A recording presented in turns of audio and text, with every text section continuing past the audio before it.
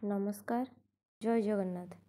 आशा करुछि तुम पिलामाने समस्ते भलरे थिबो। पिलामाने आमे पूर्व क्लास रे कोन पढ़िथिले जे सामंत संधि प्रथा, मैसूर युद्ध, राजस्व तो लोप नीति ए सब विषय रे आमे पूरा डिटेल्स रे पढ़िथिले। आउ तार एमसीक्यू मध्ये कहि सारिछे। तो जो माने ए वीडियो रे नुआ अछो एबे जाई मो चैनल को सब्सक्राइब करो आउ से सब वीडियो को पूरा डिटेल्स रे देखो। तो आज आम कौन पढ़ा शासन व्यवस्था। शासन व्यवस्था केमिति इंग्रेज माननकु कंट्रोल करबा पई शासन व्यवस्था मान प्रचलन करागला से सब विषय रे आम डिटेल्स रे पढ़ा। आमे तो जानी ना पिला माने जे इंग्रेज माने ईस्ट इंडिया कंपनी गढ़िबा परे तांकर धीरे धीरे वाणिज्य करू करू तापर आमको भी मध्य शासन करबा पई लागिले आ तांकर से माने तांकर राज्य को पूरा विस्तार करी मन इच्छा शासन कले। तो एहा को ब्रिटिश ईस्ट इंडिया कंपनी को छाड़ी देले माने ब्रिटिश रे जो पार्लियामेंट रही ब्रिटिश रे भी गोटे पार्लियामेंट रही जो जहा होची इंग्रेज मानकर राजा। इंग्रेज माने तो एठा को खाली वाणिज्य करबा पई आस्थिले तापर सिना एठारे आउ सब देखी भारतीय मानकर सरलतापण को देखी एठारे आसिकी तांकर राज्य को विस्तार कले। किंतु इंग्रेज मानकर बड़लाट बा तांकर जो राजा बसीची कि एठी ब्रिटिश रे। तो से ब्रिटिश रे गोटे पार्लियामेंट अछि से पार्लियामेंट रो जे बसचंती से होचंती सेमानकर राजा। तो से ए सब को देखि आ सह्य करि पालेनी कहले एते अत्याचार करूचंती से माने जाई सेठी भारत रे एमिति करूचंती रोह आज सेमाननको मु पाने दउची सेमाननको मु अनुमति देली खाली वाणिज्य करबा पई जदि बा तुमर वाणिज्य कारबार कल हाँ सेटारे साम्राज्य विस्तार भी करिलो शांति रे करो काहे कि लोक माननको सब एमिति हैरान करूछ। तो ए सबु से देखि आ सही पालेनी सेथि पई 1773 ख्रीष्टाब्द रे इंग्लैंड रो प्रधानमंत्री लॉर्ड नॉर्थ किए मन रखिबो पिला प्रधानमंत्री लॉर्ड नॉर्थ सेतेबेले पार्लियामेंट रे सेतेबेले प्रधानमंत्री किए थिले इंग्लैंड रो लॉर्ड नॉर्थ। से भारतर कंपनी शासन को नियंत्रण करबा पई एक आईन पार्लियामेंट रे गृहीत कराई नेले।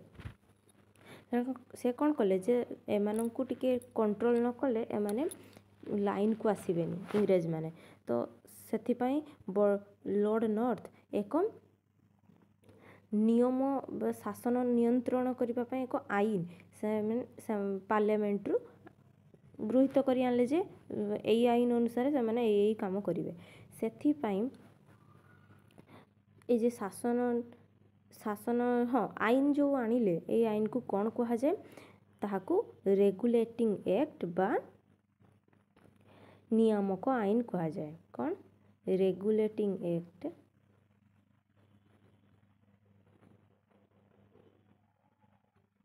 एक्ट बा नियामक आईन कहा जाए। क्यों मसीह रे हेथिला 1773 मसीह रे। तो यही आईन अनुसार एथिरे लेखा कौन हेथिला जे एथिरे लेखा थिला जे बंगर जो गवर्नर अछंती बंगर गवर्नर प्रथमे के हेथिले बंगर गवर्नर रॉबर्ट क्लाइव। तो तांको परे जो माने सब गवर्नर होइथिले से बंगर गवर्नर इंग्रेज शासित अंचल माने भारत वर्ष रे जेतेक अंचल इंग्रेजों द्वारा शासित हेउछि बंग एपटे दक्षिण रे जो भाग रहिछि बॉम्बे मांद्राज ए सब जो भाग इंग्रेज मानक द्वारा शासित अंचल गुड़िक रे बंगर जो नवाब बा गवर्नर से गवर्नर जनरल बा बड़लाट हेबे।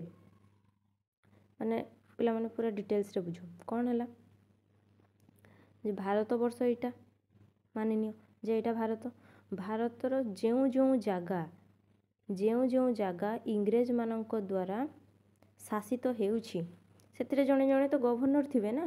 तो जो जागा शासित हेउछि सेई जागा रे गवर्नर जनरल किए हेबे ना बंगर जो गवर्नर रहिछंती सेई एका गवर्नर जनरल हेबे। आउ एई सब अंचल गुडी को से एका ही शासन करिवे आउ तांकु कार्य रे सहाय्य करिवे किए ना बॉम्बे और मांद्राज रो गवर्नर।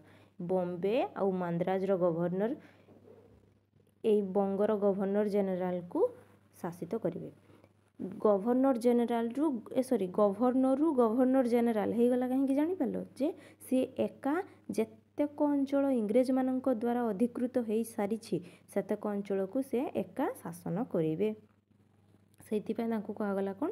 ଗଭର୍ଣ୍ଣର ଜେନେରାଲ ବା ବଡ଼ଲାଟ। ସେ ବଡ଼ଲାଟ ହେବେ। ଆଉ କ'ଣ? ବଡ଼ଲାଟଙ୍କୁ ଶାସନ କ୍ଷେତ୍ରରେ ସାହାଯ୍ୟ କରିବା ପାଇଁ 4 ଜଣ ସଭ୍ୟଙ୍କୁ ନେଇ ଗୋଟେ କମିଟି ଗଠନ ହେବ। କ'ଣ? ଏ ଯେଉଁ ବଡ଼ଲାଟଙ୍କୁ ନେଇ ଆଉ ମୁଖ୍ୟ 3 ଜଣ, 1 2 3 ଇଏ ନୁହଁ, 3 ଜଣ ଆଉ 3 ଜଣଙ୍କୁ ନେଇ ମୋଟ 4 ଜଣ ହେଲେ। ଏଇ 4 ଜଣଙ୍କୁ ନେଇ ଗୋଟେ କମିଟି ଗଠନ ହେବ, ଯାହାକୁ କ'ଣ କୁହାଯାଏ? ଶାସନ ପରିଷଦ ବା କାଉନସିଲର ବୋଲି କୁହାଯାଏ। ଏସବୁ ଗଠିତ ହେବ ଏବଂ ପ୍ରତ୍ୟେକ ସଭ୍ୟ ଇଏ ହୁଅନ୍ତୁ କିମ୍ବା ଇଏ କିମ୍ବା ଇଏ କିମ୍ବା ଇଏ, ଏଇ ପ୍ରତ୍ୟେକ ସଭ୍ୟଙ୍କର କ'ଣ ହେବ ନା 5 ବର୍ଷକୁ ଥରେ ନିଯୁକ୍ତି ହେବ। ଏବେ ଯେଉଁ ସିଷ୍ଟମ୍ ଆମ ଭାରତ ବର୍ଷରେ ରହିଛି ସେଇ ସିଷ୍ଟମ୍ ସେତେବେଳେ ଥିଲା। କ'ଣ ନା ପ୍ରତ୍ୟେକ ସଭ୍ୟଙ୍କର କାର୍ଯ୍ୟକାଳ କେତେ ବର୍ଷ ହେବ ନା 5 ବର୍ଷ। 5 ବର୍ଷ ପରେ ପୁଣି ନୂଆ ନିଯୁକ୍ତି ମିଳିବ। ତ ବୁଝିପାରିଲ ନା ପିଲାମାନେ? ତ କ'ଣ ବୁଝିଲ? ଯେ ଜଣେ ରାଜା ରହିବେ। ରାଜାଙ୍କ ନାମ କ'ଣ ଦିଆଗଲା? ଗଭର୍ଣ୍ଣର ଜେନେରାଲ, ଯିଏକି ବଙ୍ଗରେ ଗଭର୍ଣ୍ଣର ଥିଲେ ସିଏ ହେବେ ରାଜା।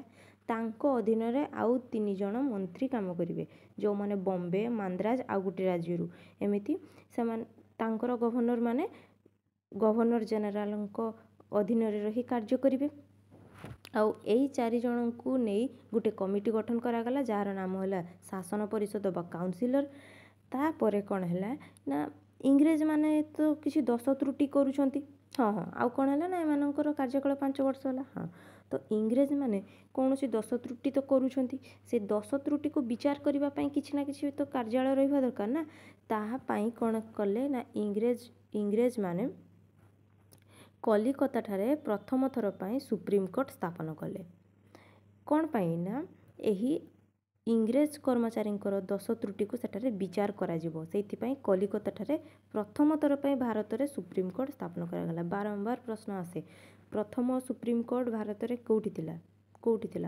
ସୁପ୍ରିମକୋର୍ଟ କେଉଁଠି ଥିଲା ନା କଲିକତାଠାରେ ଥିଲା।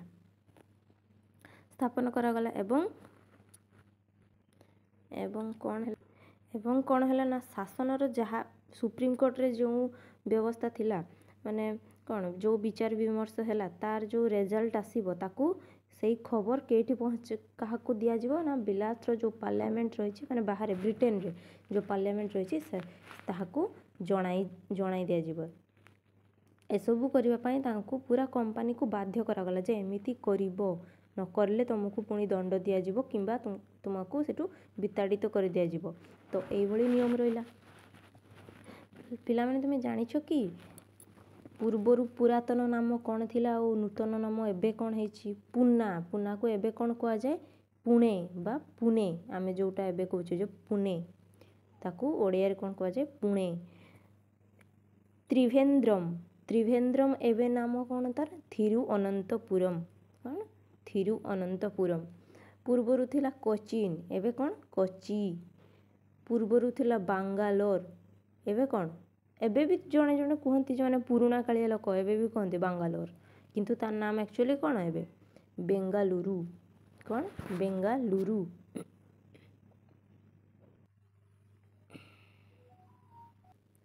ତାପରେ କ'ଣ? ପିଟ୍ସଙ୍କ ଭାରତ ଶାସନ ଆଇନ। କ'ଣ? ପିଟ୍ସଙ୍କ ଭାରତ ଶାସନ ଆଇନ 1784। ନିୟାମକ ଆଇନ ବା ଏ ଯେଉଁ ରେଗୁଲେଟିଂ ଆକ୍ଟ, ତାହାର କିଛି ଦୋଷ ତ୍ରୁଟି ରହିଲା। ସେଟା ତ ଗଠନ ତ କରାଯାଇଥିଲା, କିନ୍ତୁ ତାର କିଛି ଦୋଷ ତ୍ରୁଟି ମଧ୍ୟ ଥିଲା। ତ ତାର ସୁଯୋଗକୁ ନେଇକି ୱାରେନ୍ ହଷ୍ଟିଙ୍ଗ କିଏ ଥିଲେ? ୱାରେନ୍ ହଷ୍ଟିଙ୍ଗ ଥିଲେ ସେ ଯେଉଁ ଗଭର୍ଣ୍ଣର ଜେନେରାଲ କରାଗଲା ନା, ଗଭର୍ଣ୍ଣରରୁ ଗଭର୍ଣ୍ଣର ଜେନେରାଲ। ସେଇ ଗଭର୍ଣ୍ଣର ଜେନେରାଲ ଭାରତର ପ୍ରଥମ ଗଭର୍ଣ୍ଣର ଜେନେରାଲ ଥିଲେ ୱାରେନ୍ ହଷ୍ଟିଙ୍ଗ। ସେ ତାଙ୍କୁ ପ୍ରଥମେ ନିଯୁକ୍ତି ଦିଆଯାଇଥିଲା। ତ ଯେତେବେଳେ ବି ପ୍ରଶ୍ନ ଆସିପାରେ ଯେ ଭାରତରେ ପ୍ରଥମ ଗଭର୍ଣ୍ଣର ଜେନେରାଲ କିଏ ଥିଲେ? ୱାରେନ୍ ହଷ୍ଟିଙ୍ଗ। ସେ ଭାରତରେ ମନ ଇଚ୍ଛା ତାଙ୍କର ଶାସନକୁ ଚଳେଇଲେ। ନାନା ଅନ୍ୟାୟ କାର୍ଯ୍ୟ ବି କରି ଚାଲିଲେ, ବହୁତ ପ୍ରକାର ଅନ୍ୟାୟ ବି କଲେ। ତ ସେହି ତ୍ରୁଟିକୁ ସୁଧାରିବା ପାଇଁ, ସେଇ ଯେଉଁ ନିୟାମକ ଆଇନର ଯେଉଁ ତ୍ରୁଟି ରହିଯାଇଥିଲା ତାକୁ ସୁଧାରିବା ପାଇଁ ବିଲାତର ଯେଉଁ ପାର୍ଲାମେଣ୍ଟ ରହିଛି ତାଙ୍କର ପ୍ରଧାନମନ୍ତ୍ରୀ, ବିଲାତର ଯେଉଁ ପାର୍ଲାମେଣ୍ଟ ତାହାର ପ୍ରଧାନମନ୍ତ୍ରୀ କିଏ ଥିଲେ ସେତେବେଳେ? ୱିଲିୟମ ପିଟ୍ସ ସାହେବ ଏକ ଆଇନ କଲେ। ସେ କହିଲେ ନା ଆଉ ହେବନି, ପୁଣି ତ୍ରୁଟି ରହିଗଲା, ଆଉ ଗୋଟେ ଆଇନ କରିବା ପାଇଁ ପଡ଼ିବ। ସେଇ ଆଇନକୁ କ'ଣ କୁହାଯାଏ ନା ପିଟ୍ସଙ୍କ ଭାରତ ଶାସନ ଆଇନ ହୋଇଥିଲା କେବେ? 1784 ମସିହାରେ। ତ ଏଇ ଆଇନ ଅନୁଯାୟୀ, ଏଇ ଆଇନରେ କ'ଣ କୁହାଯାଇଥିଲା ନା ଏଇ ଆଇନ ଅନୁଯାୟୀ ବିଲାତରେ ଗୋଟେ ବୋର୍ଡ଼ ରହିବ ଯାହା ନାମ ହେଉଛି ବୋର୍ଡ଼ ଅଫ୍ କଣ୍ଟ୍ରୋଲ ବା ନିୟନ୍ତ୍ରଣ ପରିଷଦ। କ'ଣ? ନିୟନ୍ତ୍ରଣ ପରିଷଦ। ତାହାକୁ ସେଠି ଗଠନ କରାଗଲା। କେଉଁଠି? ବିଲାତରେ ବା ବ୍ରିଟେନରେ। ଇଂଲଣ୍ଡ ମାନଙ୍କ ବିରୁଦ୍ଧରେ ଏସବୁ ହେଲା। ବିଲାତରେ ବୋର୍ଡ଼ ଅଫ୍ କଣ୍ଟ୍ରୋଲ ବା ସେମାନଙ୍କୁ କଣ୍ଟ୍ରୋଲ କରିବା ପାଇଁ ଗୋଟେ ପରିଷଦକୁ ଗଠନ କରାଗଲା। ତାପରେ ବିଲାତର ମନ୍ତ୍ରୀ ପରିଷଦରୁ ଜଣକୁ ତାହାର ସଭାପତି ରୂପେ ନିଯୁକ୍ତି କରାଗଲା। ବିଲାତର ମନ୍ତ୍ରୀ ପରିଷଦ ଥାନ୍ତି ନା, ତ ସେଥିରୁ ଗୋଟିଏ ସଭ୍ୟଙ୍କୁ ତାହାର ସଭାପତି ରୂପେ ନିଯୁକ୍ତି କରାଗଲା। ଆଉ ଏହି ବୋର୍ଡ଼ ଅଫ୍ କଣ୍ଟ୍ରୋଲ ହାତରେ ଭାରତ ଶାସନର ସର୍ବୋଚ୍ଚ କ୍ଷମତା ରହିଲା। ମାନେ ପୁରା ଭାରତକୁ ଶାସନ କରିବା ପାଇଁ ପୁରା କ୍ଷମତା ଏ ବୋର୍ଡ଼ ଅଫ୍ କଣ୍ଟ୍ରୋଲକୁ ଦିଆଗଲା। ତାପରେ କ'ଣ ନା ଗଭର୍ଣ୍ଣର ଜେନେରାଲଙ୍କର କ୍ଷମତା ବଢ଼ାଇ ଦିଆଗଲା। ଗଭର୍ଣ୍ଣର ଜେନେରାଲ ଯେଉଁ ଥିଲେ, ଭାରତରେ ଯେଉଁ ଗଭର୍ଣ୍ଣର ଜେନେରାଲ ଥିଲେ ତାଙ୍କର କିଛି କ୍ଷମତାକୁ ବଢ଼ାଇ ଦିଆଗଲା। କିଛି ଦାୟିତ୍ୱ ରହିଲେ ସିନା ସେ କାମ କରିବେ, ଦାୟିତ୍ୱ କିଛି ନ ଦେଲେ ସେ ତ ବସି ବସି ଯେତେ ସବୁ ଖରାପ କାମ ଗୁଡ଼ା କରିବେ ନା, ତ ସେଥିପାଇଁ ତାଙ୍କର ଦାୟିତ୍ୱକୁ ବଢ଼ାଇ ଦିଆଗଲା। ଆଉ ତାଙ୍କର କ୍ଷମତାକୁ ବି ପୁରା ଶକ୍ତିଶାଳୀ କରିଦେଲା ଯେ ତୋର ବହୁତ କ୍ଷମତା, ତୁ କେଉଁଠି ବି ଗଲେ କିଛି ବି କରିପାରୁ, ସେମିତି ତାଙ୍କୁ କ୍ଷମତା ଦିଆଗଲା। ଶାସନ କାର୍ଯ୍ୟରେ ତାଙ୍କୁ ପରାମର୍ଶ ଦେବାକୁ ସଭା ରହିଲା। ତାଙ୍କୁ ଗୋଟେ ସଭା ରଖାଗଲା ଯେଉଁଥିରେ ଶାସନ କାର୍ଯ୍ୟ, କେବଳ ଶାସନ କାର୍ଯ୍ୟ ଉପରେ ପରାମର୍ଶ ଦେବା ପାଇଁ ତାଙ୍କୁ କୁହାଗଲା। ଆଉ ଏହି ସଭାରେ 3 ଜଣ ସଭ୍ୟ ରହିଲେ। କ'ଣ? ଏଇ ଯେଉଁ ଶାସନ କାର୍ଯ୍ୟ ପାଇଁ ଯେଉଁ ସଭା ଗଠନ କରାଗଲା ସେଥିରେ 3 ଜଣ ସଭ୍ୟ ରହିଲେ। ତ ବମ୍ବେ ମାନ୍ଦ୍ରାଜର ଗଭର୍ଣ୍ଣରଙ୍କର ଉପରେ ଗଭର୍ଣ୍ଣର ଜେନେରାଲଙ୍କର ପୂର୍ଣ୍ଣ ନିୟନ୍ତ୍ରଣ ରହିଲା।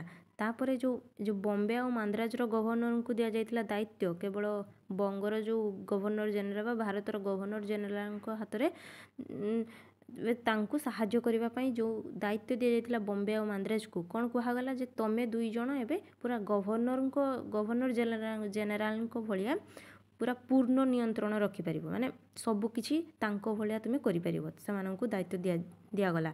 ମାନେ କ'ଣ? ଯଦି ଭାରତର ଗଭର୍ଣ୍ଣର ଜେନେରାଲଙ୍କର କିଛି ବି ହେଇଯାଏ ତ ବମ୍ବେ ଓ ମାନ୍ଦ୍ରାଜର ଗଭର୍ଣ୍ଣର ମିଶି ସେସବୁ ଦାୟିତ୍ୱକୁ ସେମାନେ ତୁଲେଇ ପାରିବେ। ଏଇସବୁ ଦାୟିତ୍ୱ ଦିଆଗଲା। ସୁପ୍ରିମକୋର୍ଟର କ୍ଷମତା ପରିସରକୁ ସ୍ପଷ୍ଟ କରାଗଲା। କଲିକତାରେ ଯେଉଁ ସୁପ୍ରିମକୋର୍ଟ ଗଠନ କରାଯାଇଥିଲା ତାହାର ପରିସରକୁ ପୁରା ସ୍ପଷ୍ଟ କରିଦିଆଗଲା। ଏହି ଆଇନ ଦ୍ୱାରା ଇଂରେଜ ସରକାର ଇଷ୍ଟ ଇଣ୍ଡିଆ କମ୍ପାନୀକୁ ପୁରା ନିୟନ୍ତ୍ରଣ କରିପାରିଲା। ଯାହା ହଉ ପରିଶେଷରେ ଏହିସବୁ ଆଇନ ଦ୍ୱାରା ବ୍ରିଟେନ ବା ବିଲାତର ଗଭର୍ଣ୍ଣର ଭାରତର ଇଂରେଜମାନଙ୍କୁ ଟିକେ ନିୟନ୍ତ୍ରଣ କରିପାରିଲେ, ନହେଲେ ଏମାନେ ମନ ଇଚ୍ଛା ତାଙ୍କର କାର୍ଯ୍ୟ କରିଚାଲୁଥିଲେ। ତ ସରିଲା। କ'ଣ ହେଲା ସବୁ ବୁଝିପାରିଲ? ପିଟ୍ସଙ୍କ ଭାରତ ଶାସନ ଆଇନ ଅନୁସାରେ କ'ଣ କ'ଣ ହେଇଛି ସବୁ ବୁଝିପାରିଲ କି ନାହିଁ ପିଲାମାନେ? ଯଦି ନ ବୁଝିପାରୁଛ ତ ମୋ କମେଣ୍ଟ ବକ୍ସରେ କମେଣ୍ଟ କର ପିଲାମାନେ। ତ ଏହିପରି ଭାବରେ ଗୋଟିଏ ଶତାବ୍ଦୀ ମଧ୍ୟରେ ଇଷ୍ଟ ଇଣ୍ଡିଆ କମ୍ପାନୀ ବାଣିଜ୍ୟ ସଂସ୍ଥାକୁ ଭାରତରେ ଶାସକ ହୋଇପାରିଥିଲା। ତାହେଲେ ଏହିସବୁ